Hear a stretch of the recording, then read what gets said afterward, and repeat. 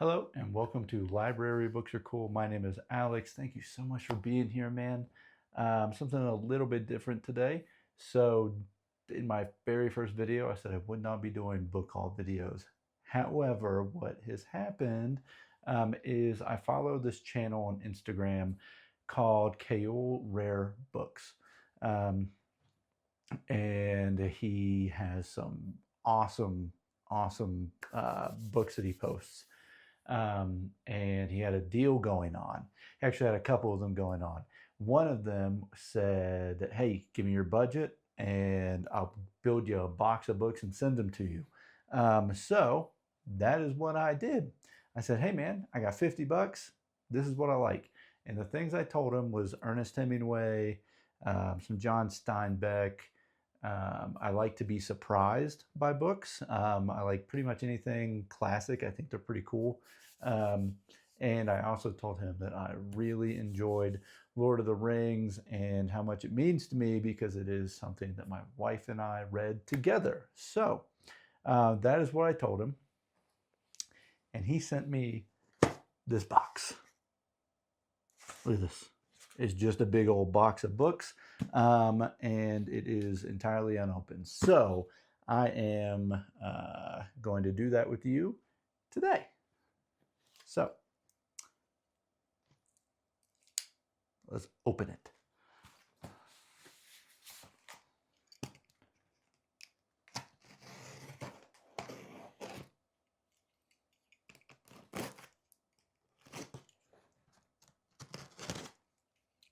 The deed is done. Let's begin. So these book haul videos and unboxing videos, it's typically not things that you'll see on this channel, but I just thought it was so fun. It was just too fun to pass up, you know. So I don't know what is in this box. I have no idea. I don't even know how many books are in it. So let's just jump right in. So they're just on the floor and I'm just going to reach in the box and grab some. Okay.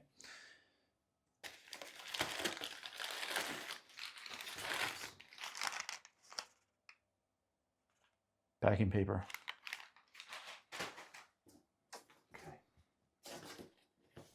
Book number 1 is called The Hustler by Walter Tevis. I'll be honest, I've never heard anything about this book before, but in Library Books Are Cool fashion, let's jump right on into the first page and read the first line. Look at this. Look at these edges. There we go. Oh. Anyway, short book, simple. I've got 200 pages. All right, so let's jump into the first line. The Hustler by Walter Tevis. Copyright 1959. Chapter 1. Henry, black and stooped, unlocked the door with a key on a large metal ring. Ooh, that sounds pretty good. Here's even the back. Oh, okay. Okay. Book number 1. That seems pretty fun. All right, book number 2. We have Tarzan and the Madman by Edgar Burroughs. Look at this cover. Oh, man, okay. Oh, man, this would be so fun to read. Honestly, this one's in pretty good condition also. Here's the corner of those.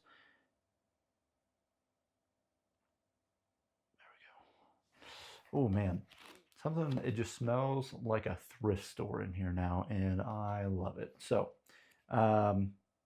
let's just jump on. This is the 23rd book of the famous Tarzan series. Kind of an interesting one, but hey, I'm open to it. So let's jump on into the first page. 1. Friends or enemies. Man has 5 senses, some of which are more or less well developed, some more or less atrophied. Ooh, I actually really like that first line. Here's the back. Here's the back of that one. Oh, okay. 2 down. Number 3. We have The Jade Warrior by Richard Blade. Okay, this cover is kind of hilarious. This is kind of a really funny cover.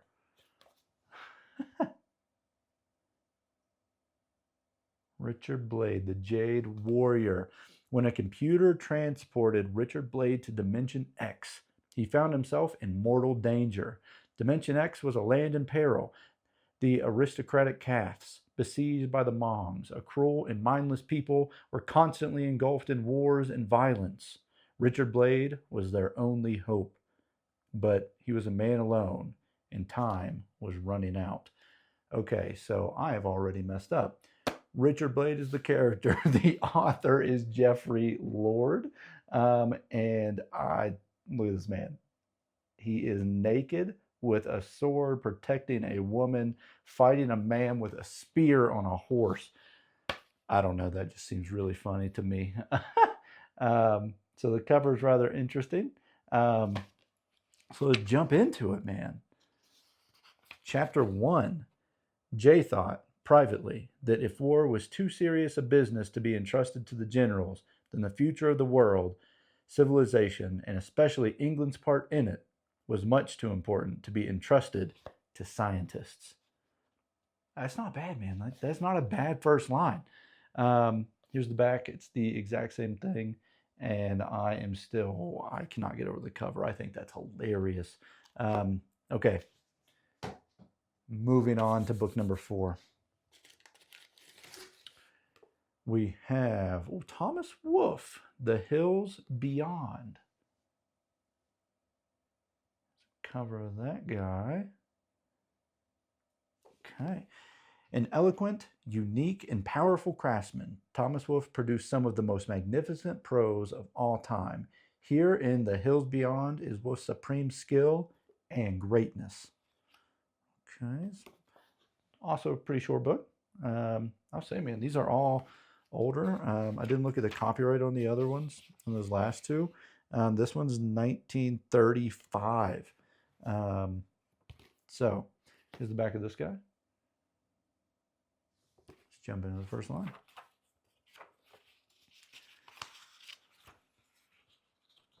Man, these smell so good. If you know what I mean. You walk into a thrift store or a really old used bookstore. This one, man, it's like a candle. Okay, chapter 1, The Lost Boy. Light came and went and came again. The booming strokes of 3 o'clock beat out across the town in thronging bronze from the courthouse bell. Light winds of April blew the fountain out in rainbow sheets until the plume returned and pulsed as Grover turned into the square. That's a heavy first line, and I really love it. Oh man, okay, that one sounds fun. Okay, number 5. The Eye of the Needle by Thomas Walsh. I've actually heard of this one. Not much about it, but I have heard of this one.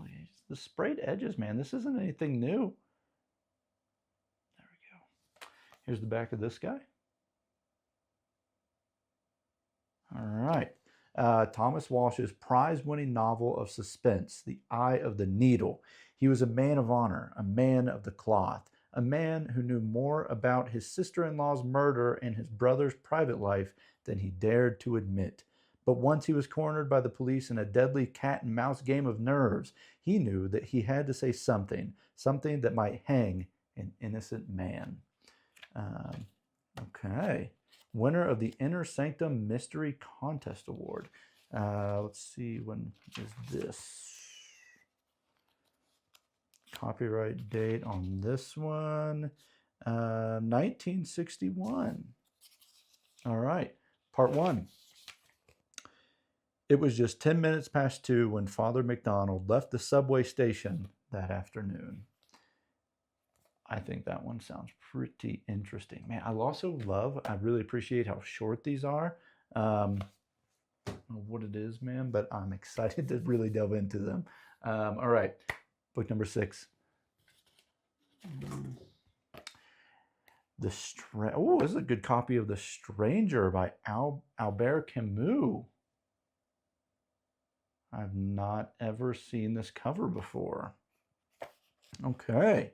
This is on my TBR. I don't know if it's in my 26 books for 2026, but I actually have a copy of this that I wanted to get to this year.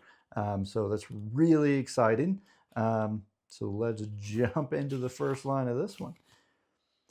Madman died today. That's it. That is the very first line of this book. And I am really excited to get into this one. I've never seen this cover. Anyway, The Stranger, Albert Camus. All right. Next one. What's really funny about this book is it's the one that I have currently from the library that I'm currently reading. Ernest Hemingway's In Our Time. I actually have less than 100 pages left of this book, and I'm enjoying it. So you're going to get more on this book here shortly. That's really funny. Okay, next one. Where are we at? 1, 2, 3, 4, 5, 6, 7. Book number 8. Let's see. We have Clea by Lawrence Durrell. I've not heard of this book at all, nor the author. So let's see. The final volume of one of the most widely acclaimed fictional masterpieces of post-war era. So it's part of a series, which is, I'll have to look more into that one. But let's jump into the first line on here. Chapter 1, Book 1. The oranges were more plentiful than usual that year. That's it. Clea. Lawrence Durrell. All right. Next one. The Rise of Silas Lapham by William Dean Howells. Okay, I'm actually liking the feel of this book. It feels really good. Okay, anyway. The Rise of Silas Lapham. Okay, what's the copyright date on this guy? 1963. The Rise of Silas Lapham was the first important novel to center on an American businessman and to treat its theme with a realism that was to foreshadow the work of modern writers. In his story of Yankee Silas Lapham, one of the millionaires who flourished with the expanding industrialization of post-Civil War years, William Dean Howells probed the moral and social conflicts that confronted a self-made man who attempted to crash Boston's old guard aristocratic society. Okay. First line.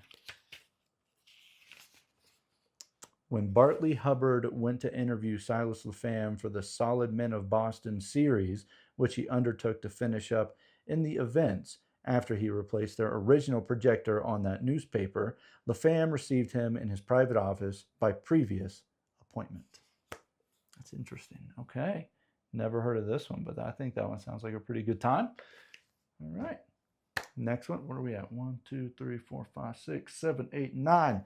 Book number 10.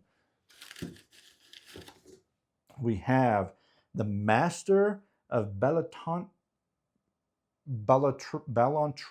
The Master of Ballantrae by Robert Louis Stevenson. Man, look at this man's outfit, man. He is rocking it. All right. In every respect, this magnificent novel plunges deeply into the roots of human nature, probes the psychology of motives, conceives a kaleidoscope of ambiguous and curiously ambivalent situations which turn into and upon every phase of man's moral experience. We have the political situation to make a judgment upon. Who is right, the master in joining the rebellious cause of Bonnie Prince Charlie against the English crown, or Henry and the old lord, who remain faithful to the king and the peers of the realm? We have the domestic situation. Is Allison right or wrong in keeping alive some feeling for James, who has, in the eyes of the world, lost everything, cause, estate, wife, and livelihood? We have the inner moral and mental vacillation of two men's souls and the agonies of relentless conflict, altering the structure of human nature and finally beating each other in exhaustion to literal death. In the end, it is impossible to judge one man good and redeemed and another man evil and damned. We are aware only that we have been on a journey into the depths of human nature.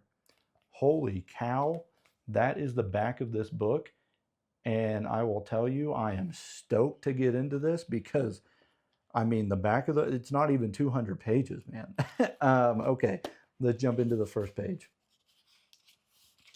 That's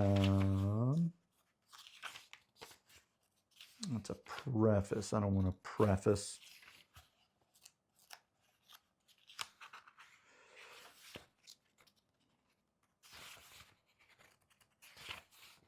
Chapter 1, Summary of Events During the Master's Wanderings. The full truth of this odd matter is what the world has long been looking for, and public curiosity is sure to welcome. Okay, I'm not gonna lie. I might read this very soon. That one sounds like such a good time. Okay, what's the copyright on this one?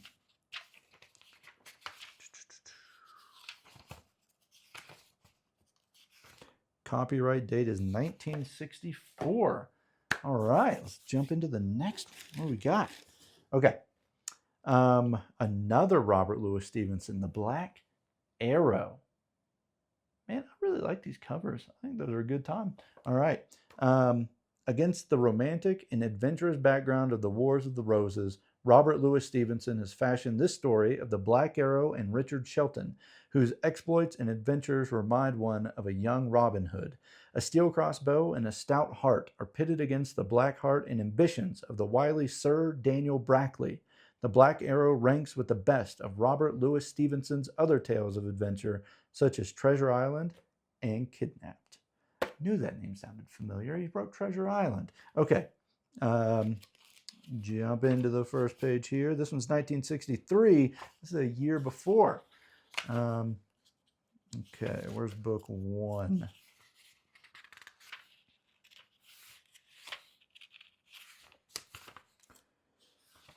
That is the prologue. Let me jump into the actual chapter one, though. All right, book one, The Two Lads. Chapter 1, At the Sign of the Sun in Ketley.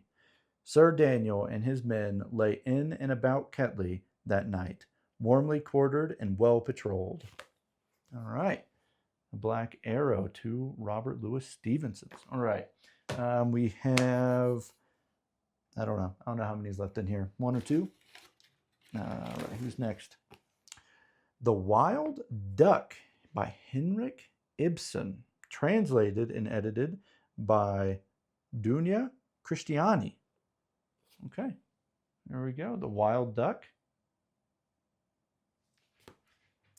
The text of The Wild Duck offered here is an entirely new translation into contemporary colloquial English. Extensive materials for the study of the backgrounds and sources of the play are included. Among these are transcripts of Ibsen's notes and jottings and early drafts, selections from Ibsen's letters as he worked toward the final version, and material suggesting biographical sources. Okay, so we have a play. Oh man, we have a play. I've actually not read a play since high school. Okay, this might be an interesting. How do you read the first line of a play? Okay, let's just read it. Act 1, At Haken Worrell's house. That's it. That's the first line. So it's interesting. Got a nice play. The Wild Duck. Okay. I think we have one more. I think there's one more in here. Oh, no. Oh, yes. Just last one. We have Love in the Time of Cholera by Gabriel Garcia Marquez. And fun fact, I actually have already read this book.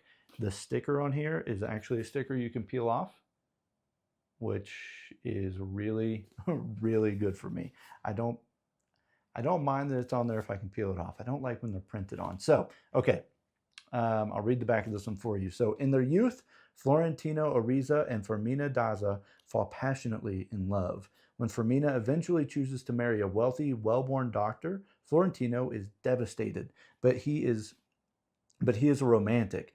As he rises in his business career, he whiles away the years in 622 affairs, yet he reserves his heart for Fermina. Her husband dies at last, and Florentino purposefully attends the funeral. 51 years, 9 months, and 4 days after he first declared his love for Fermina, he will do so again.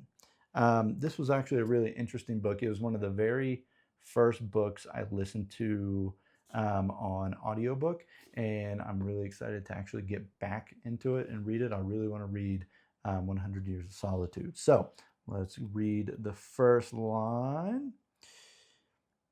It was inevitable. The scent of bitter almonds always reminded him of the fate of unrequited love. Obviously, romance, love story in a very devastating time. I do remember this book being really interesting to read about that time of the world. So, Love in the Time of Cholera. All right, so those are my list of books. I want to make sure that's all we got. Yes, that's all we have in here. And a bookmark. If it'll focus. There you go. Okay. Thank you so much for all these books, man. $50. This is what I get. This is, you know, and what's so fun about it is if I go to a store, right? Barnes and Noble, I'm going to find some of these, right? I'm going to find The Stranger and Hemingway and Love in the Time of Cholera. I'm not going to find any of these, man. I'm not going to find these anywhere. Nor, to be honest with you, would I pick half of them up. That's that's you know, part of the point of my channel is going to the library and picking up books that I wouldn't pick up generally. I would not. I've never heard of the author. I've never heard of the book. And that is what intrigued me so much about, you know, jumping in on this little deal he had going on. So Kayoule Books, thank you so much for all of these. Let's get a final shot with everything.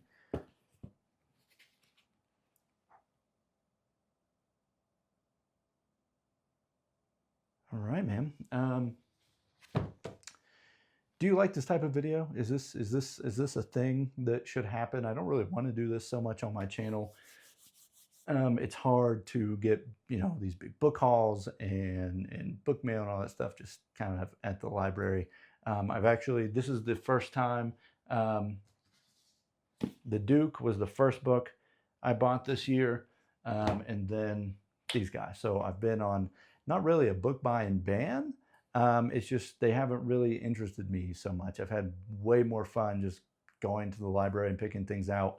And then also movies. You know, I've gotten 3 movies every single weekend that my wife and I have watched, and that's been a really good time as well. So anyway, thanks for being here, man.